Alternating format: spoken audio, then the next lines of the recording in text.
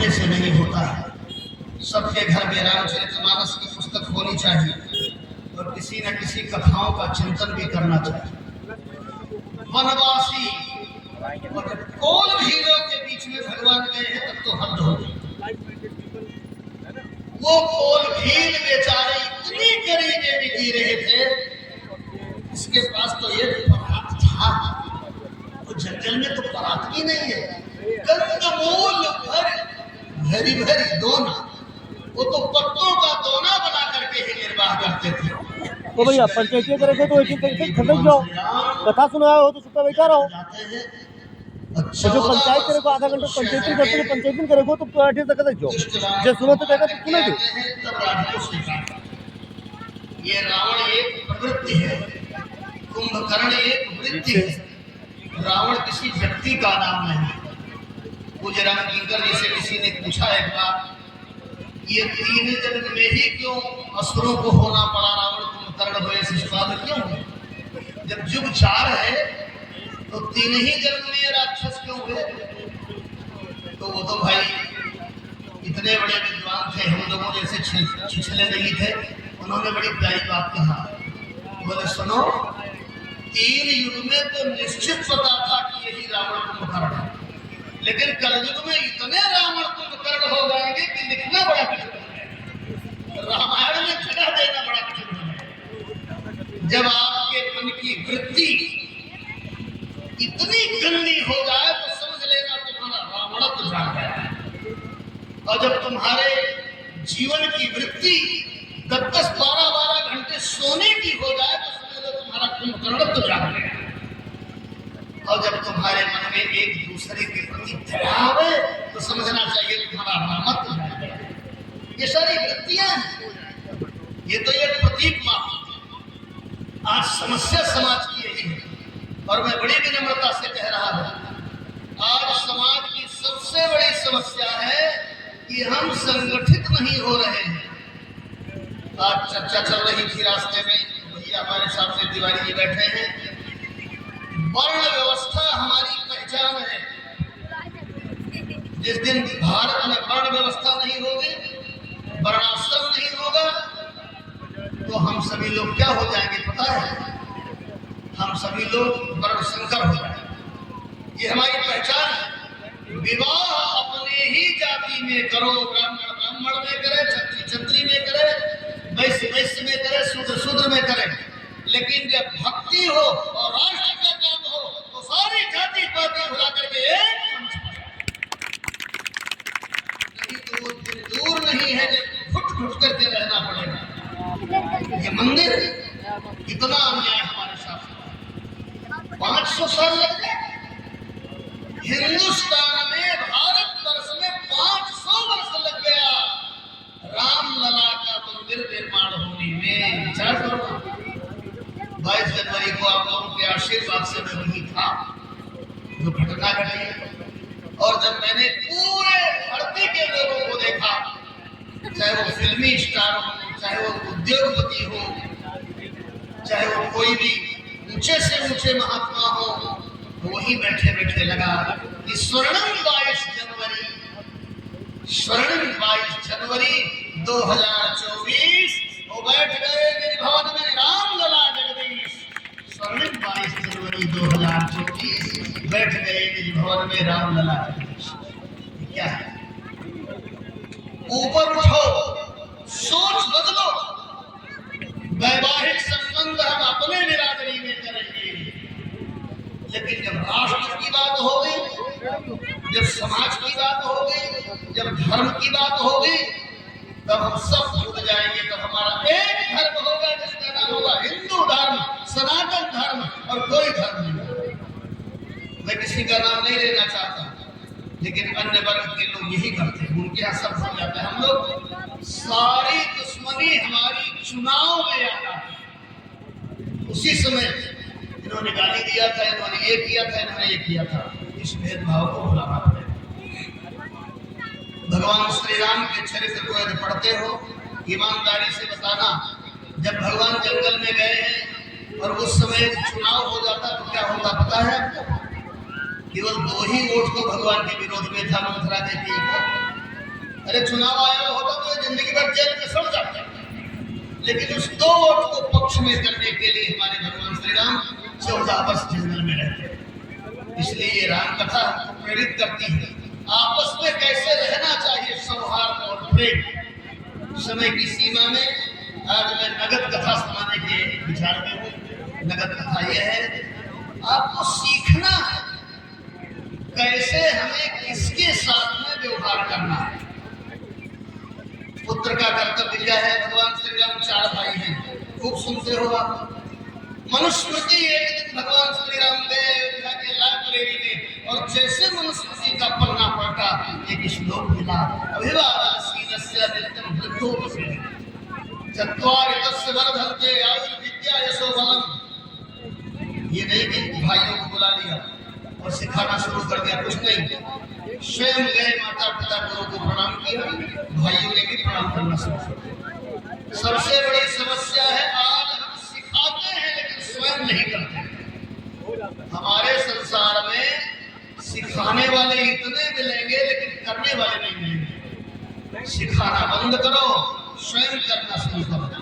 माताओं बहनों, सबसे मेरी यही प्रार्थना है, ऐसा व्यवहार अपने मायके और ससुराल में करो बेटियों कि भगवती जानकी जैसा इतिहास है।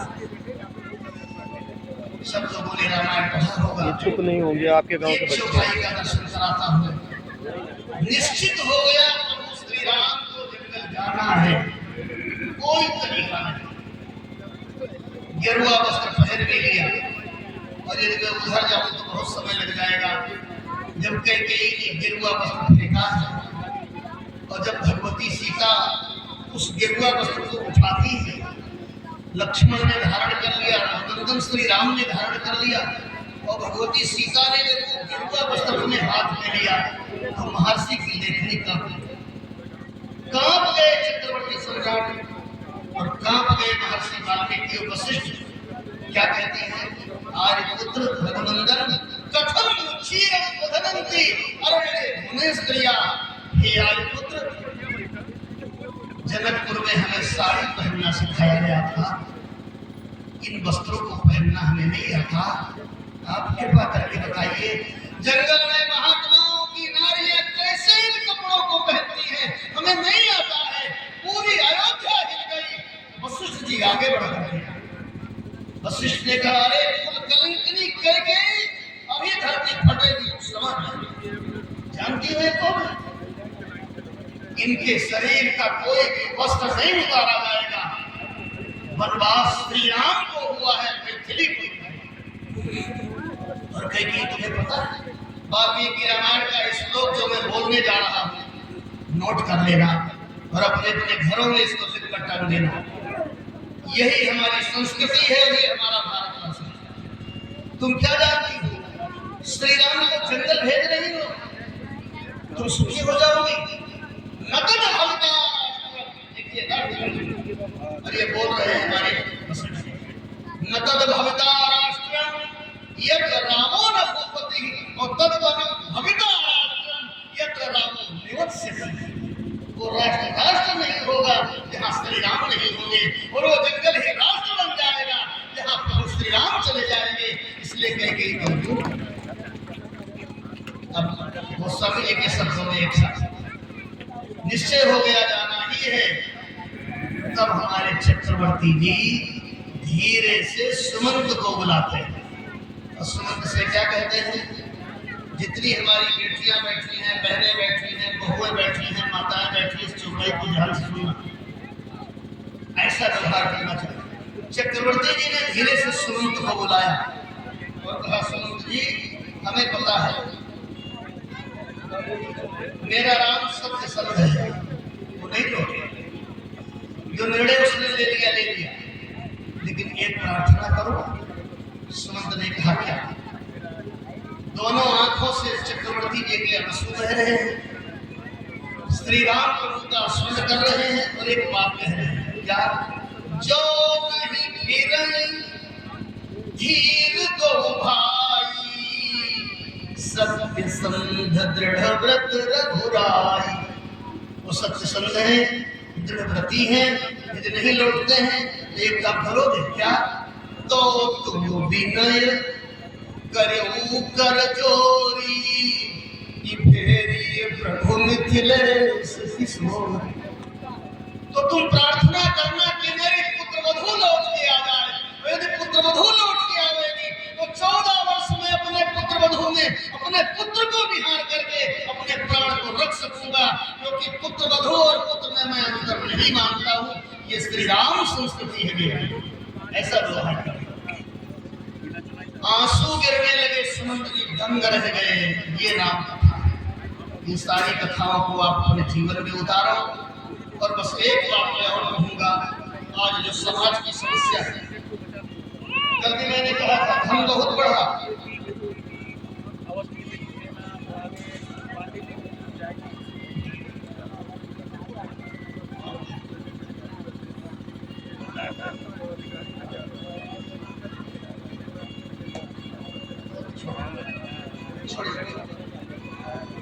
श्री राम जय राम। आज जो हमारे आपके जीवन में दूरी बढ़ गई है, सास बहू की दूरी, पिता पुत्र की दूरी, भाई भाई की दूरी, ये दूरी कैसे मिटे? और यदि कभी हमको अपने पिता का विरोध करना पड़े, भाई का विरोध करना पड़े, बहू का विरोध करना पड़े, सास का विरोध करना पड़े, तो कैसे करें? यही शीर्षक है। और जितना समय है उतने समय में इसी पर मैं निवेदन करूंगा। आपको ले चलना चाहता हूं सुंदरकांड। विभीषण की शरणागति हो चुकी है, समुद्र पार करना है। पहले से सुग्रीव सचिव के पद पर प्रतिष्ठित है। अभी नई नई नियुक्ति हुई है विभीषण की। पूरी बानर बाहिनी बैठी है, नल नील द्विविद मयंक अंगद जामुन सुग्रीव सब बैठे। और सबके बीच में भगवान श्री राम ने एक प्रस्ताव रखा। भगवान श्री राम का मंत्रिमंडल लगा हुआ है समुद्र के किनारे, और सब मंत्री अपने अपने स्थान पर बैठे हैं। भगवान श्री राम ने एक लाइन का प्रस्ताव रखा। क्या? जो भाई सबको याद हो, सुनो कपीस लंकापति वीरा, और किन्हीं विधि तरिय जलधि गंभीरा। इसमें दो लोगों का नाम है, सुग्रीव का और विभीषण का। ये सुग्रीव, ये विभीषण समुद्र कैसे पार? अब देखिए, समझना क्या है आपको, विरोध कहां से शुरू होता है। क्या इस प्रस्ताव में लक्ष्मण का नाम नहीं रखा जा सकता था? जब आप अपने भाई से सलाह न लेकर के पड़ोसी से सलाह लेते हो, जब आप अपने पिता से सलाह न लेकर के साले से सलाह लेते हो, और माताओं जब आप अपने बहू की बुराई जाकर के गांव में करती हो, देखा देवियों को तो नहीं पछता जब तक वो जाकर के बहू की बुराई कर। ये क्या है? अपने घर की बात कभी भी बाहर नहीं करना चाहिए। कथा सुनाया जाए तो बहुत बढ़ जाए। वन पथ में भगवान श्री राम ने और भगवती जानकी के समीप में गंवारिन नारियां आती है और ऐसे प्रणाम करती है, माथा छूकर, स्वामी अभिनय क्षमा भी हमारी, तो विलग्न मानव जान गंवारी। हम लोग गंवारी हैं, शिष्टाचार आता नहीं। आगे जा रहे हैं, ये तुम्हारे कौन है और पीछे वाले तुम्हारे कौन है। तो आजकल की कोई नारी होती तो कह देती है हमारे देवर है, लेकिन हमारे बाप को हमारे मायके में खरी सभा में जलील कर दिया, चला आया है पीछे पीछे। लेकिन वाह रे भगवती सीता, माताओं यही शिक्षा देती है, घर में चाहे ऐसा हो लेकिन घर की बुराई कभी बाहर नहीं जानी चाहिए। भगवती सीता कहती है सरल स्वभाव। अब कितने सरल स्वभाव है, तो जनक को वालों सब कुछ हो, थर थर करके कुंदन सरल स्वभाव सुभग तन गोरे, नाम लखन लघु देवर मोरे। उनका सरल स्वभाव क्या मतलब?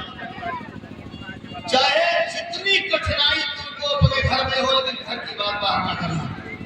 जो नारी घर की बात बाहर करती है उस घर में विघटन होता है। इस छोटे से प्रस्ताव में लक्ष्मण को नहीं रखा जा सकता था क्या? अच्छा, लक्ष्मण से ज्यादा समुद्र के विषय में कौन जानता है? लक्ष्मण क्या है? लक्ष्मण टाइम है, टाइम। लक्ष्मण शेष। याद रखिएगा, जब आप विश्राम करते हो तब भी आपकी घड़ी चलती रहती है, जब आप सोते हो तब भी आपके मोबाइल पे घड़ी चलती रहती है।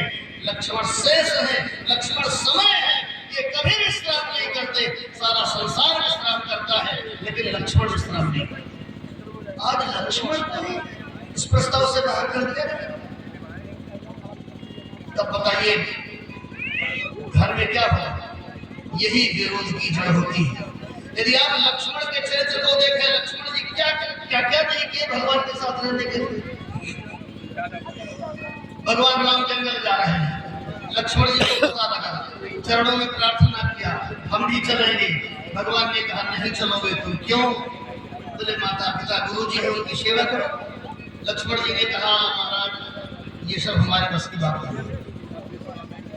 यदि रामायण में देखिए तो भगवान श्री राम का जो उदात्त चरित्र है और उसके बाद जो लक्ष्मण का चरित्र है, वो लक्ष्मण का चरित्र इतना अद्भुत है कि उस पर बोला जाए तो काफी कुछ कहा जा सकता है।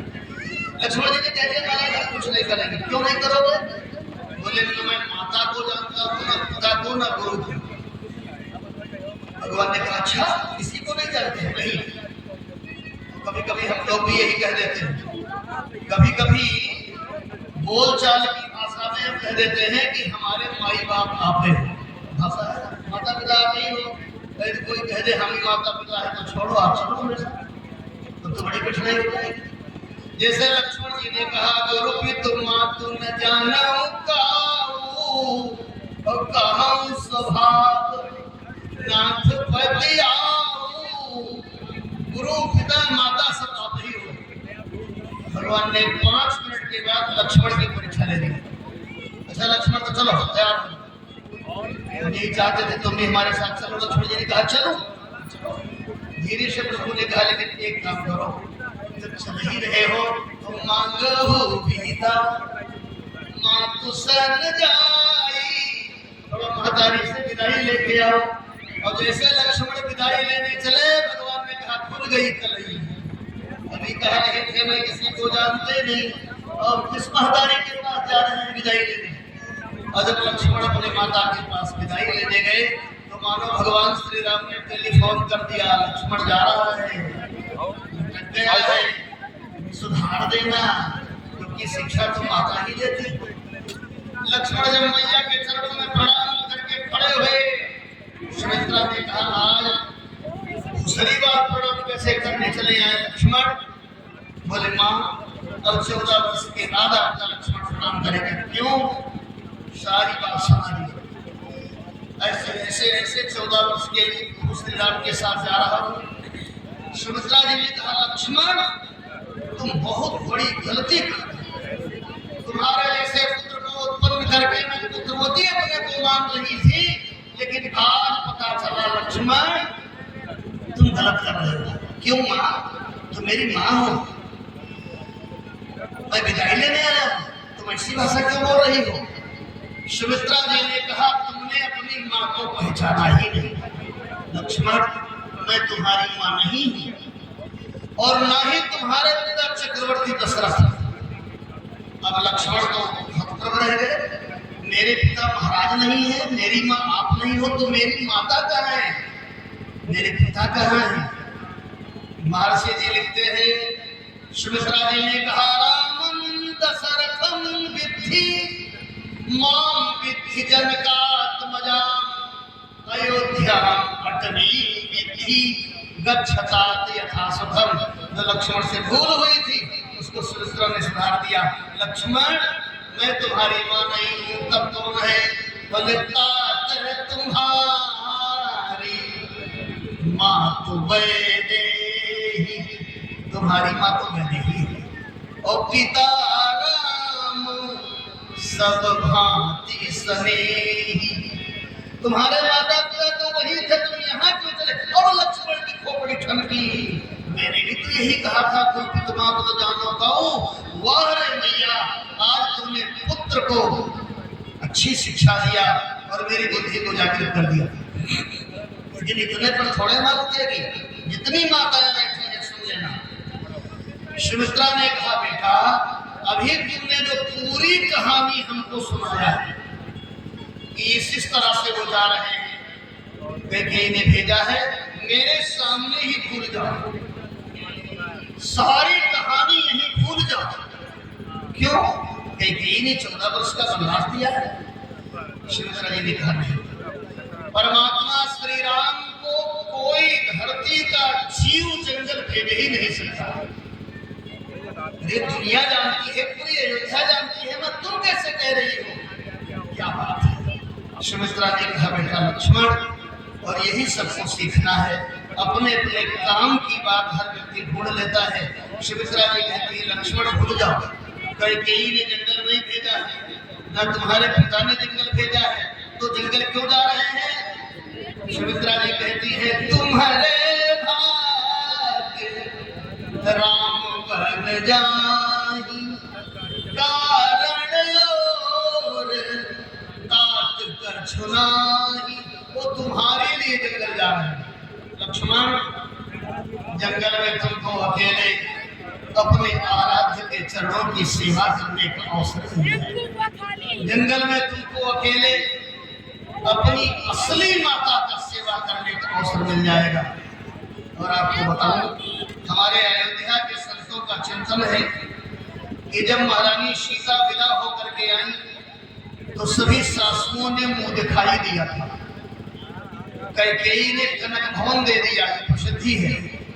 और जब कैकेयी ने कनक भवन दिया, कहा पुत्री मेरी बड़ी बहू, मैंने सोने का महल अपने लिए बनवाया था और एक दिन भी अभी उसमें निवास नहीं किया है, उस सोने का महल तुम्हें मैं दे रही हूँ। व्यंग बोली मैं तो मझली हूँ ना, अभी तुम्हारी बड़ी माँ देखो क्या देती है।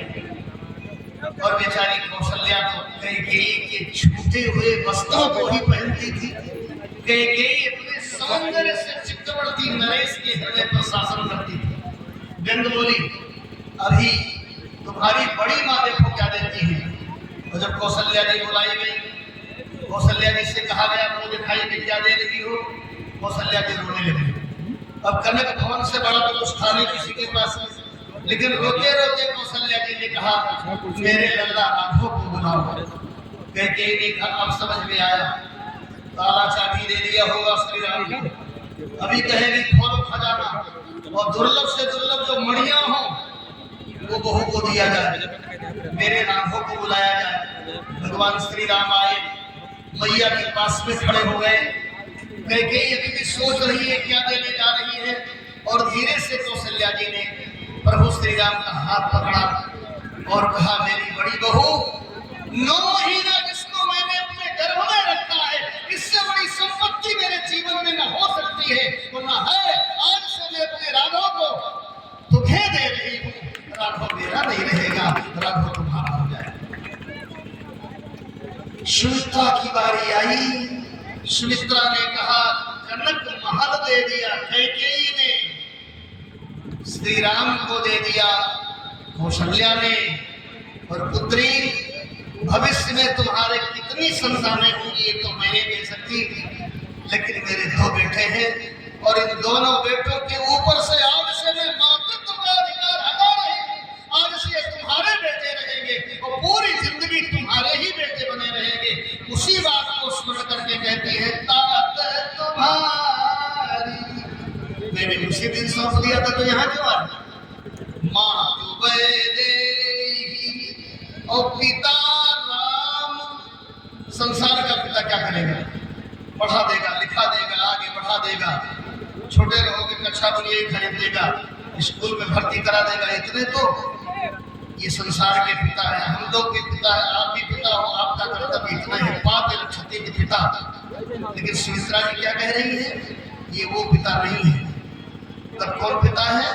बोले पिता राम सब भांति स्नेह, सब प्रकार का स्नेह यदि कोई संसार में दे सकता है तो श्री राम दे सकते हैं। इसलिए जाओ यही सीख लेना। आजकल की कोई नारी होती तो कह देती लक्ष्मण रुको, उस कैकेयी की हिम्मत हम तुम्हारे साथ हैं, मुकदमा चलेगा। हम और कौशल्या दीदी एक साथ होकर के और कैकेयी को जलील करेगी भरी सभा में। सुमित्रा जी कहती है बेटा एकदम भूल जाओ, कैकेयी ने 14 वर्ष के लिए वनवास ले दिया है। वनवास तुम्हारे कारण हो रहा है क्योंकि तुम्हारे चरित्र को प्रकाश में लाना चाहते हैं प्रभु श्री राम। पानी की जरूरत पड़ेगी तुम खड़े रहोगे, भाई की जरूरत पड़ेगी तुम खड़े रहोगे, सेवक की जरूरत पड़ेगी तुम खड़े रहोगे, सलाहकार की जरूरत पड़ेगी तुम खड़े रहोगे। ऐसा अद्भुत सेवा का अवसर तुमको भी मिलने वाला नहीं है। लक्ष्मण जी ने कहा भैया और कुछ एक बात और कहना है, तुम सेवा करने जा रहे हो और सेवा धर्मो परम गहनो योगिना मुक्त गम्य, सबसे कठिन है संसार में सेवा।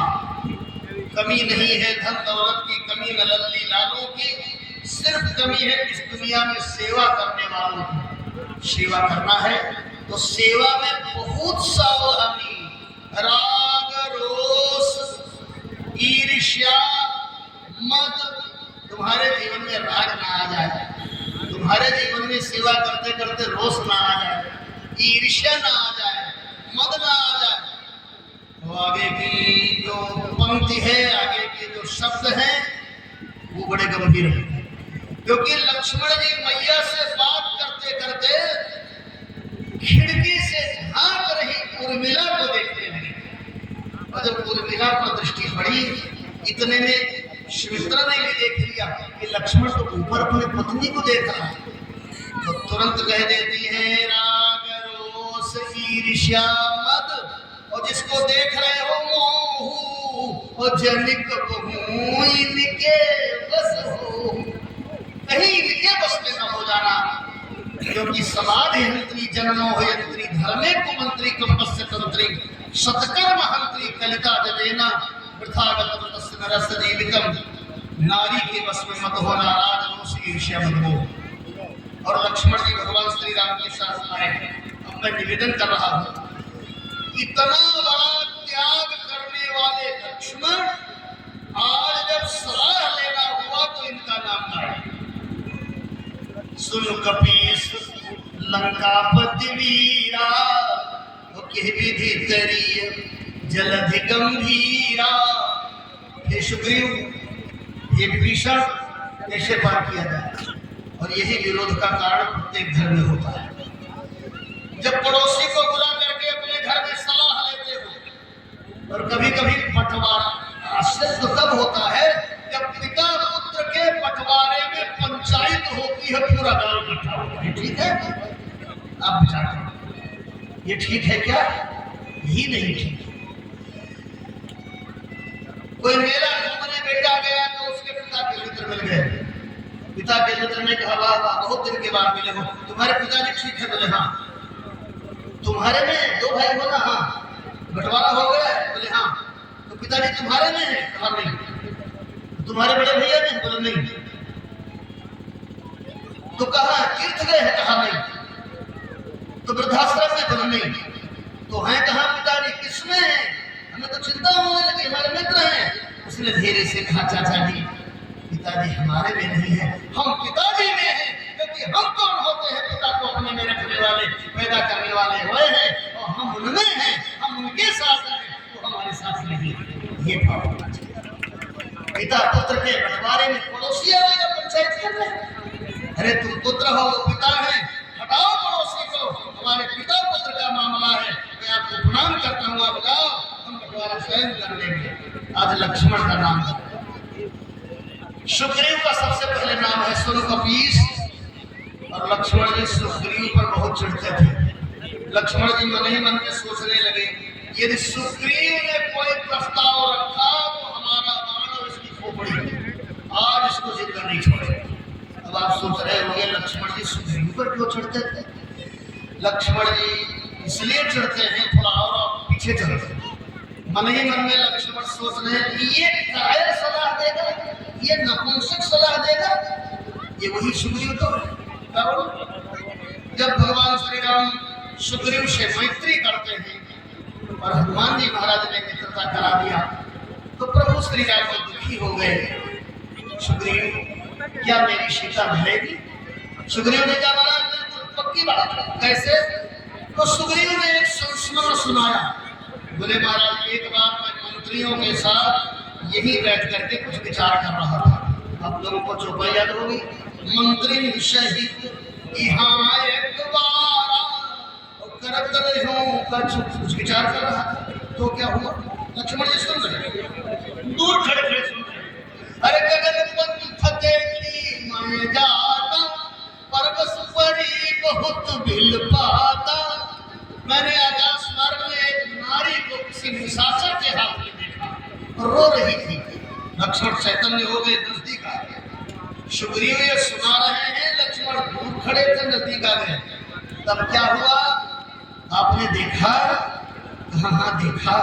एक नारी आकाश मार्ग में किसी निशाचर के हाथ में जा रही है, बोल रही है। क्या बोल रही है?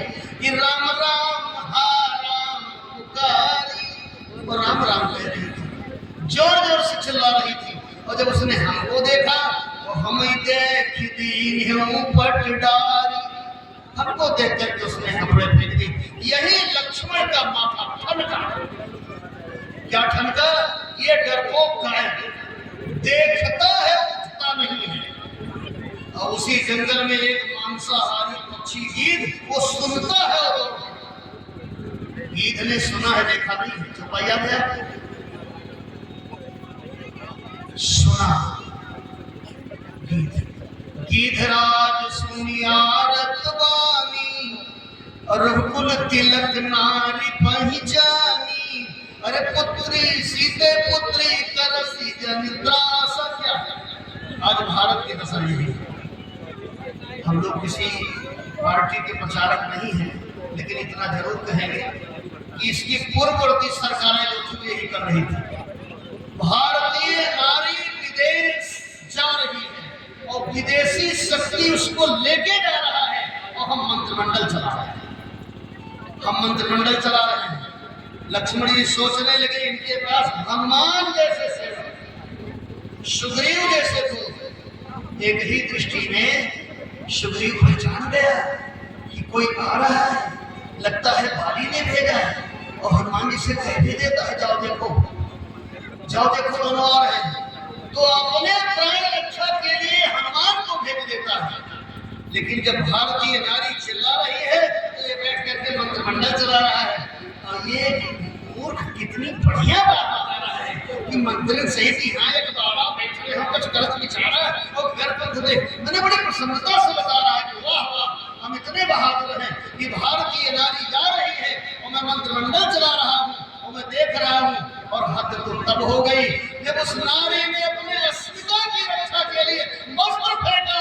अरे निर्लज्ज, अब तो एक नारी अपने कपड़े को फेंक देती है, अब तो हमें बचा लो। लेकिन ये उठा नहीं, ये मंत्रिमंडल चला रहा था, क्योंकि इसको चिंता अपने परिवार की थी और अपने संस्कृति राक्षसी बानरी संस्कृति की थी। ये बोलेगा, ये सलाह देगा। जो अपने घर की रक्षा नहीं कर सकता, जो उठ नहीं सकता, जो आभूषण पाने पर भी कुछ नहीं कर सकता। अरे चाहे होते सुग्रीव तो कह देते हनुमान देखो ये आकाश मार्ग में क्या हुआ, तुम तो कौन पुत्र हो, तुम तो उड़ना जानते हो, तुमको सूर्य को पकड़ लिए थे, जाओ ना देखो क्या है। लेकिन ये मंत्रिमंडल चलाता रहा। ये यदि कुछ बोला तो इसकी खोपड़ी हमारा। लेकिन हमारे लोग समझ बड़े चतुर हैं, इतने चतुर हैं कि वहां सुग्रीव को बोलने ही नहीं दिए। तब आगे आए विभीषण। विभीषण ने कहा महाराज एक काम किया जाए। क्या? प्रभु आप पूछ रहे हो, आपको ये नहीं पूछना चाहिए, आपके विषय में मैंने सुना। महर्षि वाल्मीकि लिखते हैं ब्रह्मा स्वयं भू चतुराननो वा इंद्रो महेंद्रो सुरनायको वा रुद्र त्रेत्र त्रिपुरांतको वा सात्विक सत्ता युजना। एक एक देवता का तीन तीन विशेषण देकर के महर्षि जी ने भगवान श्री राम के बाण की प्रशंसा की। भगवान श्री राम का बाण जब निकलता है तो ब्रह्मा स्वयं भू चतुरानन नहीं रोक सकते। आप पूछ रहे हैं, आपको ये नहीं पूछना चाहिए। तब विभीषण ने कहा प्रभु हम तो यही कहेंगे, आप ये सब ना करो। कोट सिंधु शोषक तब साया, करोड़ों समुद्र सोखने की शक्ति आपके आपके बाण में है। लक्ष्मण जी ने कहा बस ये भी गर्म दल का लग रहा है, हम भी गर्म दल के लग रहे हैं, यही होना चाहिए। अब क्या देरी है। हनुमान जी महाराज ने जब आकर के बता ही दिया है कि 1-2 महीने की अवधि है, तो विभीषण का ये प्रस्ताव अच्छा है। कह लंकेश सुनहु रघुनायक, कोट सिंह शोषक सौशायक। हे रघुनायक, हे रघुनंदन, करोड़ों समुद्र सोखने की शक्ति आपके बाण में है। लक्ष्मण जी ने कहा बहुत बढ़िया, यही होना चाहिए। इसके बाद जब विभीषण बोले तब लक्ष्मण जी को दुख हो। ये तो प्रस्ताव में नाम नहीं। और दूसरे विभीषण जी क्या कहते हैं, यद्यपि तदपि, यद्यपि करोड़ों समुद्र सोखने की शक्ति आपके बाण में है, यद्यपि तदपि नीति यस गाई, कि विनय करिय सागर सन जाई। यद्यपि करोड़ों समुद्र सोखने की शक्ति आपके बाण में है, लेकिन हे रघुनंदन, नीति ये कहती है कि आप समुद्र से प्रार्थना करो। लक्ष्मण जी ने कहा सबसे बड़ा नपुंसक तो ये निकला, 1 लाख मारा गया, भाग के आया, इसको प्रार्थना ही, हर जगह प्रार्थना। अब यहाँ आप देखिएगा, यही सुनाना है आपको।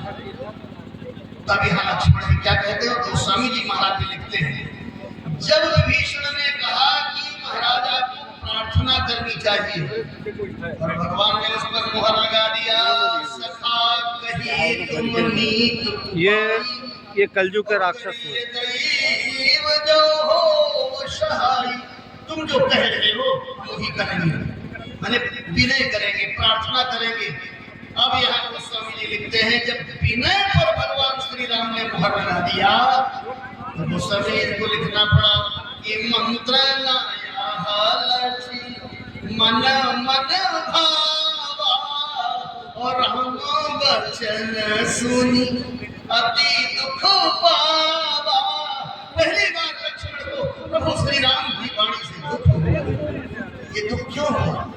क्योंकि मेरी मैथिली माता तो लंका में बंदिनी बनी हुई है, उसकी आंखों से आंसू की धारा बह रही है, वो चिल्ला चिल्ला कर कह रही है, कोमल चित कृपाल रघुराई, प्रभु की हेत धरी निठुराई। और ये कह रहे हैं वही करेंगे। मंत्र नय लक्ष्मण मन भावा, और राम वचन सुन अति दुख पावा। तो समुद्र के किनारे पहली बार लक्ष्मण ने भगवान श्री राम को 2 डिग्री दिया।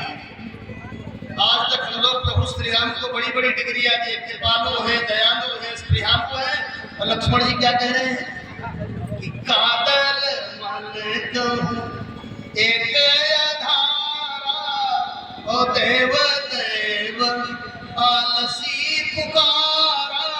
ये भगवान श्री राम को छोटे भैया ने 2 डिग्री दे दी, कायर और आलसी। आजकल का कोई बड़ा भाई होता तो क्या कहता, जब इतनी बड़ी विपत्ति में हम हैं, हमारी पत्नी एक निशाचर के यहाँ बंदनी है, और जिस भाई पर मैंने इतना भरोसा किया, आज वो हमको कायर कह रहा है, आज वो हमको आलसी कह रहा है। तो जाओ लक्ष्मण, हमारे पास में इतनी बड़ी बाला वाहिनी है, हनुमान जैसे दूत हैं, सुग्रीव जैसे लोग हैं, विभीषण भी मिल गया है, अब हमें तुम्हारी कोई जरूरत नहीं।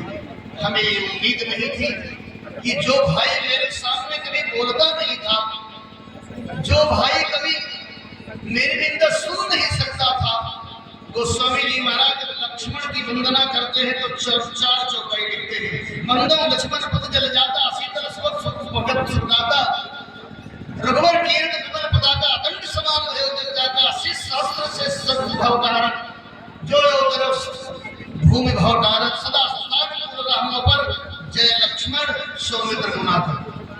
जहाँ कहीं भगवान श्री राम का पताका लहराता है, लक्ष्मण प्रसन्न होते हैं, और जहाँ दंड झुकने लगता है वो झुकते नहीं है। आज समुद्र के किनारे इतनी बड़ी बात बताइए, आपका छोटा भाई आपको ऐसी विषम परिस्थिति में कायर है, आपका छोटा भाई ऐसी विषम परिस्थिति में आपको आलसी का है, तो आप क्या करोगे? तुरंत कह दोगे ठीक है, तुम्हारी नीयत समझ में आ गई।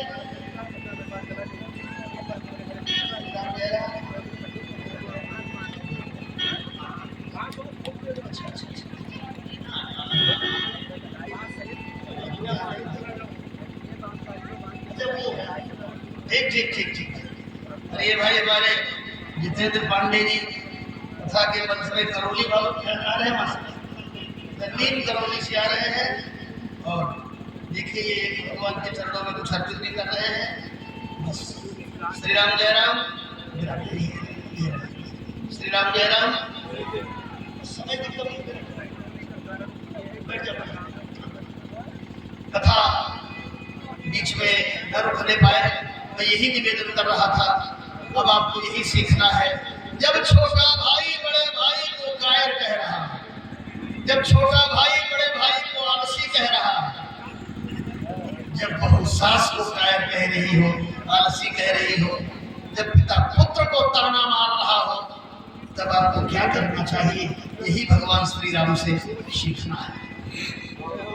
इतनी बड़ी बात लक्ष्मण ने कह दिया, दैव दैव आलसी तुम्हारा, दादर मन को एक अधारा। तो भगवान श्री राम उत्तर क्या देते हैं, यही सुनना है आपको। तुरंत भी हंसी, क्या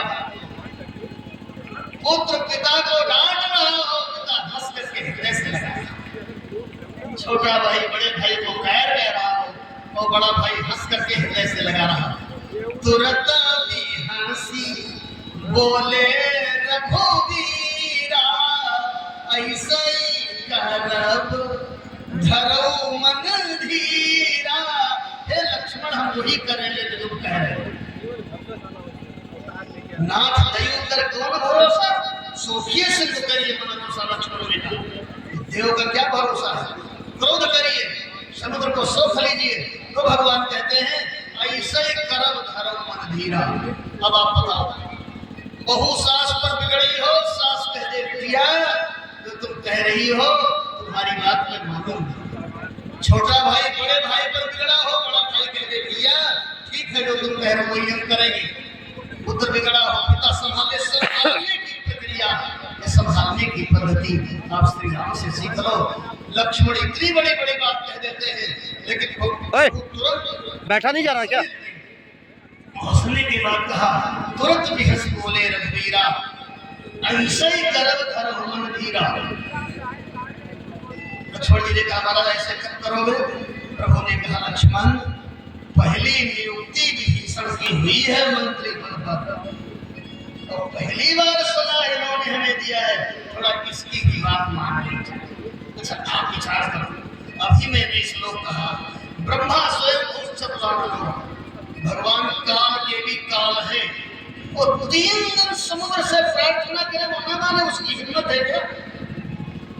श्रीमद् भागवत में तो जैसे प्रभु श्री कृष्ण जाते हैं समुद्र चरणों में गिर जाता है, लेकिन रामावतार में 3 दिन मानो लक्ष्मण की बात रखने के लिए प्रभु ने धीरे से समुद्र से कह दिया, 1 नहीं 2 नहीं 3 दिन तुम बिल्कुल अटक रहना, क्योंकि हमें अपने प्यारे लक्ष्मण की बात है। 3 दिन तुम मेरी प्रार्थना न मारना।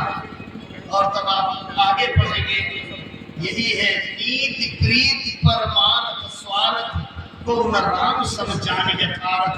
नीति प्रीति परमार्थ स्वार्थ प्रेम स्नेह भगवान से बढ़कर के कौन जानेगा?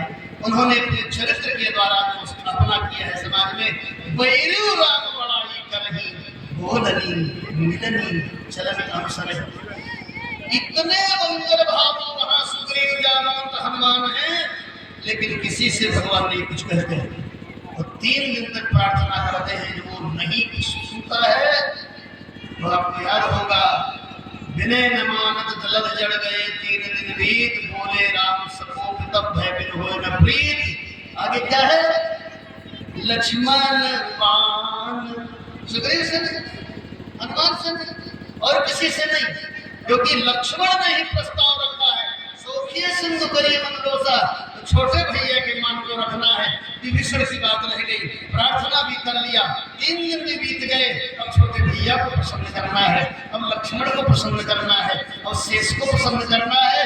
तो लक्ष्मण से कहते हैं, लक्ष्मण बान सरासन आनु असोखों बारी विसिख कृसानु, क्योंकि सोखी सिंधु करिय मन रोसा नाथ दयु कर कवन भरोसा।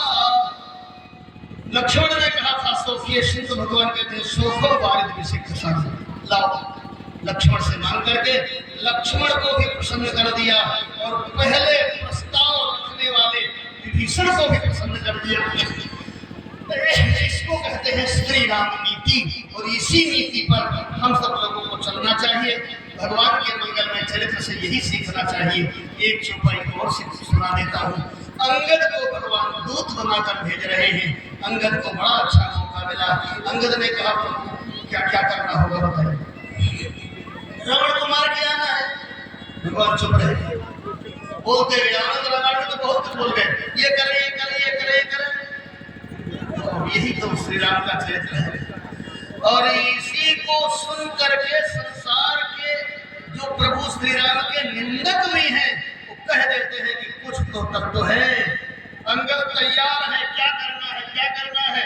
भगवान कहते हैं बताएं क्या करना है। हाँ, ऐसा कौन होगा जिसकी पत्नी का हरण करके रावण ले गया है, बैठाया है अशोक वाटिका में, उसके प्रति प्रभु श्री राम का जो औदार्य है वो दर्शनीय है।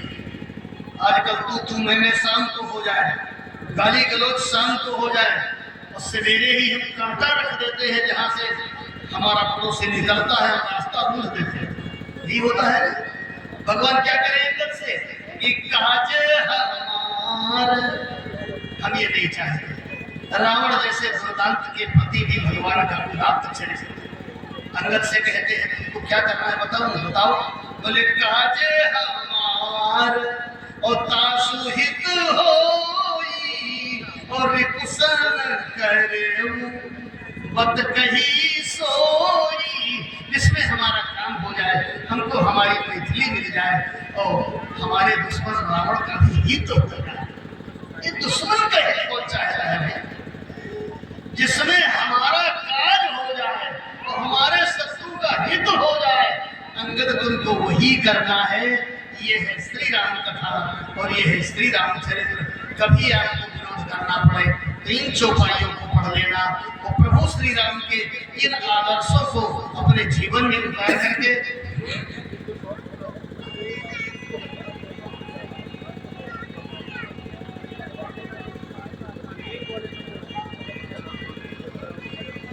मैं आपको प्रणाम करता हूँ। आज ही से हमारी कथा में चल रही है। पहले दिन में आपके कारण नहीं गया, अब मैं नहीं रुक सकता क्योंकि वहाँ भागवत है। यदि ये भी होती तो मैं नहीं जाता, ये भी होती तो मैं नहीं जाता, लेकिन भागवत है वहाँ मैं अकेले ही बचता, इसलिए हमें जाना पड़ेगा। और मैं आप सब के बीच में ये हमारे ही स्वरूप सब लोग हैं जो यहाँ बैठे हैं। आप अपने घर के सभी बालक हैं और इनकी भाषा को आप सुनिएगा। अपने घर के लोग मैं तो गर्व से कहता हूँ कि आज गोंडा जिला इतना समृद्ध है, इतने कथावाचक हमारे जिले में हैं, इतने पंडित हैं, इतने विद्वान हैं कि वो देश विदेश में छाए हुए हैं। ये हमारा गौरव है, हमारे क्षेत्र का गौरव है। मैं चलते चलते 2-3 बात और करना चाहता हूँ। भगवान श्री राम के इन आदर्शों पर चल करके हम लोग समरसता और सुंदर सिद्धांत की स्थापना कर सकते हैं। धर्म के प्रति कभी भी आप कोई समझौता न करें। जैन मंदिरम, मेरा शास्त्र कहता है कि हाथी मार डाले लेकिन जैन मंदिर में मत जाना। जैन मंदिर सामने हो, वो वहां जाए तो हम बच जाएं। धर्म के प्रति ऐसे तैयार रहना चाहिए। लचीले रहोगे तो बिल्कुल हमारा धर्म शून्य हो जाए। धर्म के प्रति, संस्कृति के प्रति आप सदैव उदात्त बने रहे। और चलते चलते जो मैं 2-3 बातें कहा करता हूँ, हर जगह कहता हूँ, वो भी आप सबको यही निवेदन आप सबसे करूँगा। सबसे पहले धरती माता को प्रणाम करना कितने लोग करते हैं? बहुत बढ़िया। अब ज्यादा व्याख्या नहीं करूँगा, अकेले में कर लिया करो। धरती माता को सवेरे प्रणाम कर लिया करो। मैं तो यही प्रार्थना करूँगा, आज धरती माता के पक्ष को हमने चीर डाला, खोद करके इतने टट्टी घर बना दिए, लेकिन वाह रे सहनशीला मेरी माँ, प्रत्युत्तर में आज भी हमें वो धान दे रही है, आज भी हमें वो गेहूं दे रही है। मैं तो कहता हूँ कोई 5 साल का बच्चा हो और अपने माँ से कहे मम्मी मम्मी तेरे गोद में टट्टी करेंगे, डंडा उठाओगी कि नहीं, तो होगी यही सीख रहे हो। लेकिन इस मम्मी पर पूरी जिंदगी आप लैट्रिन करते रहते हो, कभी रोका? मकान बनाते हो, दुकान बनाते हो, कई कई मंजिला बनाते हो जी, एक गेहूं का 62 गेहूं लेते हो। ऐसी धरती माता को प्रणाम कर लिया करो। और ये माता पिता जिन्होंने तुम्हें जन्म दिया है, बड़ी विनम्रता से कहना, जब कोई अपने मुख से माता पिता की निंदा करने लगता है तो छाती फट जाती है। खैर कुछ पिता भी हिरण्यकश्यप की तरह है, उनको तो मैं नहीं कह रहा हूँ।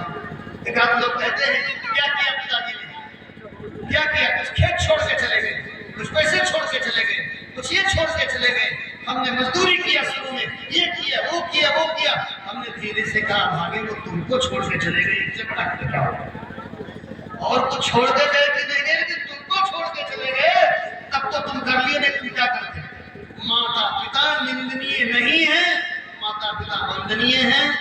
करतल 4 पदार्थ ताके प्रिय प्रीतमात प्राण समझा के, चारों पदार्थ उसके हाथ में आ जाता है, माता पिता को प्रणाम करना।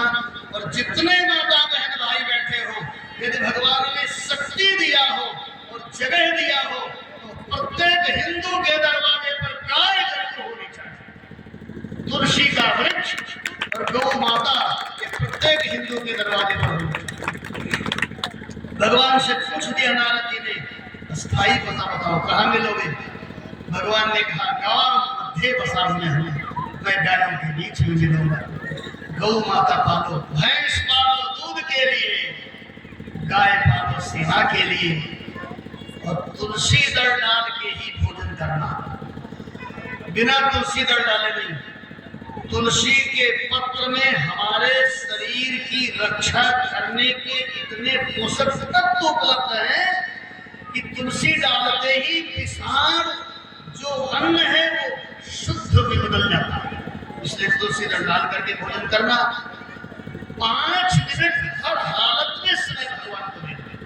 माताओं बहनों, दिखावा करने से कोई मतलब नहीं। जो स्त्री अपने पति को प्रणाम नहीं करती, उसे किसी साधु महात्मा पंडित को प्रणाम करने का कोई अधिकार नहीं। पति को प्रणाम न करो और साधु महात्मा को खींच के फिर खोपड़ी पर रख लो, कोई मतलब नहीं। पति तुम्हारे लिए परमेश्वर है। भगवती सीता कहती है, रावण त्रास देता है, ये देखो तुम्हारा पति तो राज्य से निकाला हुआ है।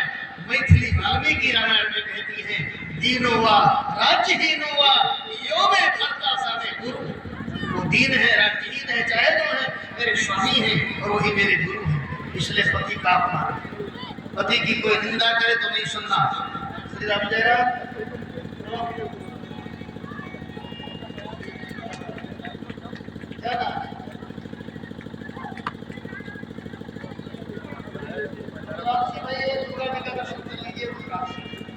कपाली भूतेशो भजत जगदीशैक पदवी भवानी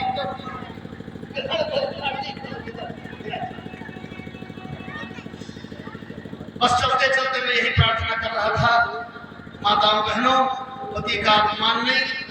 और 10 मिनट समय आपके पास बहुत समय है, बहुत समय है। अलग से कोई काम करने की जरूरत नहीं है।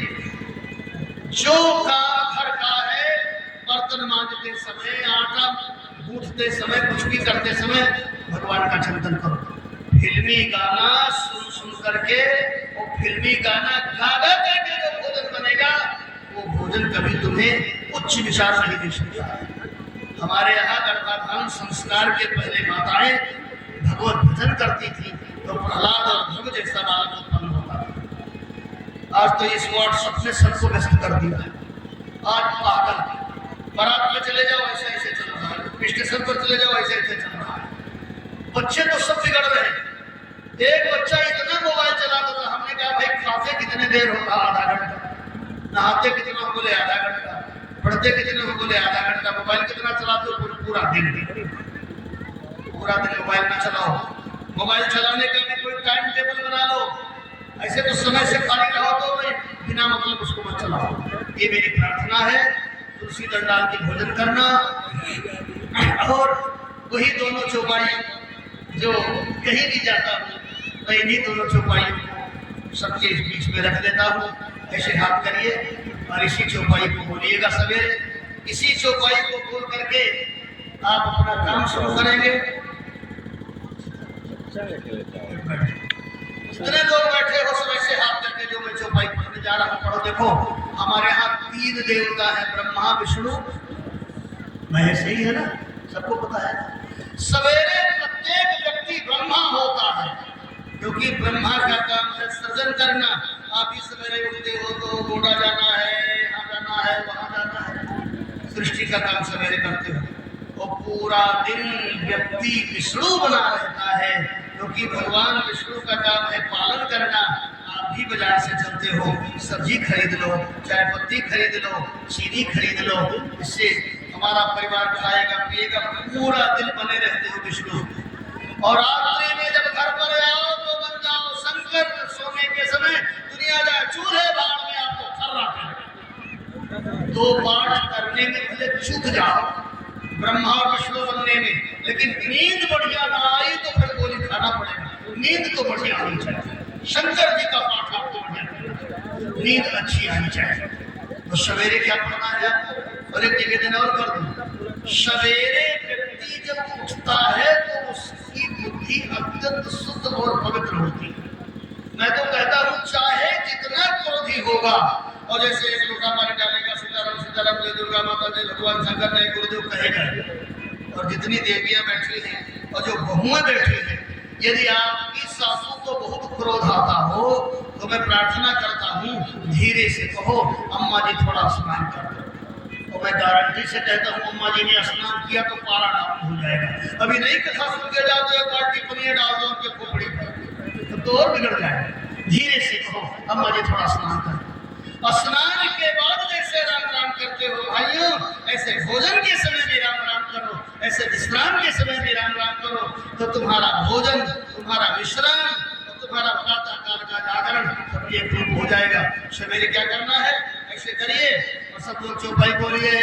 कर्म प्रधान विश्व करि राखा, कर्म प्रधान जो जस करई सो तस फल चाखा।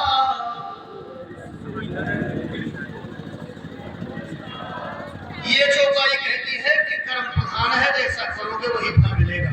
इसी चौपाई को पढ़ करके खेती गृहस्थी दुकानदारी करो और दिन भर अपनी खेती गृहस्थी में लगे रहो। शाम को जब आओ बिस्तर पर जाओ तो दूसरी चौपाई पढ़ करके खाना डालो। कौन सी? कोई है सोई जो राम रचि राखा, वही है सोई जो को करी तरक बढ़ावई साखा, को करी। इन्हीं दोनों चौपाइयों में आपका जीवन सिमट गया। और कहीं सवेरे पढ़ोगे वही है सोई जो तो एक कप चाय मिलना मुश्किल हो जाएगा। सवेरे गाने लगाओ कहते वही है सोई जो। खेती गृहस्थी न करो, बर्तन न मारो कहते वाले वही है सोई जो। तो सासू जी वही है सोई जो करी देते। सवेरे तो भाई कर्म प्रधान है। रात्रि की चौपाई कहीं सवेरे न बोलना, सवेरे की चौपाई सवेरे बोलना, रात्रि की चौपाई रात्रि में बोलना। और यही प्रार्थना है। इसी तरह से मंगलमय कार्य होता रहे और हमारे प्रधान जी ऐसे ही सत्कर्म करते रहे। और जितने भी लोग आज कथा में मैं प्राय सबको पहचान रहा हूँ, हमारे जो भी सामने विराजमान हैं सबको मैं पहचानता हूँ। भगवान इसी तरह से सबको सत्कर्म करने की सब प्रेरणा देते रहे और हमारे विद्वान लोग आप लोगों को कथा सुना करके धन्य करते रहे। वेदध्वनि के द्वारा अपने देश के कल्याण की मंगल कामना करते रहे। सबके हृदय में बैठे हुए परमात्मा को नमन करते हुए, प्रणाम करते हुए, वंदन करते हुए आप सबों से एक ही बात कहना है। यदि कथा करते समय कोई चूक हो गई हो, हमसे कोई भूल हो गई हो तो आप लोग क्षमा करिएगा। आप हमारे घर के हैं, हमारे क्षेत्र के हैं, मेरा अधिकार है और ये मेरी कमी है। हम लोगों को चाहिए कि वर्ष में एक आध कार्यक्रम ऐसे किया जाए जिसमें हम कई दिनों तक बैठ करके और जीवनोपयोगी वार्ता कर सकें। लेकिन सबके पीछे एक कार्य लगा हुआ है, एक धर्म लगा हुआ है और हर व्यक्ति उसी धंधे में लगा रहता है। हम लोग भी उसी में लगे रहते हैं, इसको अन्यथा न लीजिएगा। इन्हीं शब्दों के साथ सबके प्रति सद्भाव रखते हुए और सबके मंगल की कामना करते हुए वाणी को विराम। जय सिया राम, जय श्री राम। जय माता दी, जय सिया राम।